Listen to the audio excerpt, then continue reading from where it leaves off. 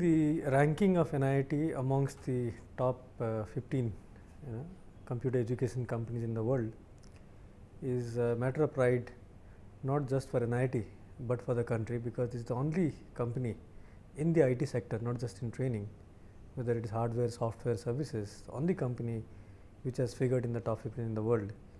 Definitely we have seen, after we have come in the ranking, that there is a different kind of respect given to NIIT anywhere in the world, because the only company outside America which is in that list, like only company from Asia coming in that list, is a matter of pride and prestige. So customers, clients everywhere are looking at us with a different kind of respect now after we have come in the ranking.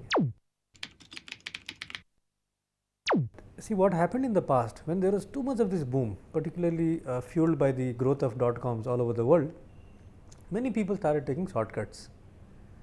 Okay, you do a course in engineering, you study maybe do a graduation in economics or commerce or whatever, and just take training for 1 or 2 months, get certified in some front end technologies, okay, and just take the next flight to US. Now that has that is no longer possible.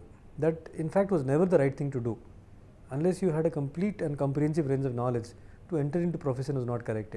So that is a segment which has been hit very, very badly. Over the last 18 years, okay, as we have evolved, okay, the software business has grown, okay, and roughly it is about 50-50 now. Okay. Now what will happen in future will depend upon how fast the software business will grow versus how fast the education business will grow. So over a period of time, the relative percentage of revenues from the two sides would depend upon how much the software will grow at, and software will depend upon the world market and how the demand is picking up, versus education will continue to grow at its own pace.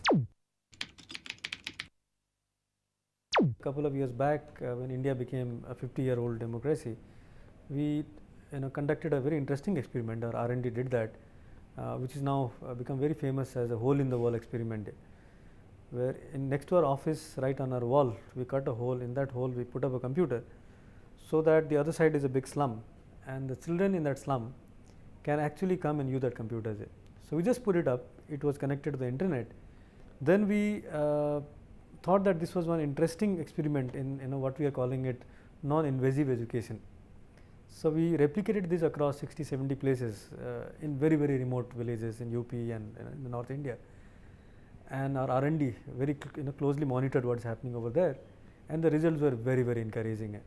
And perhaps this could be a model by which one can take education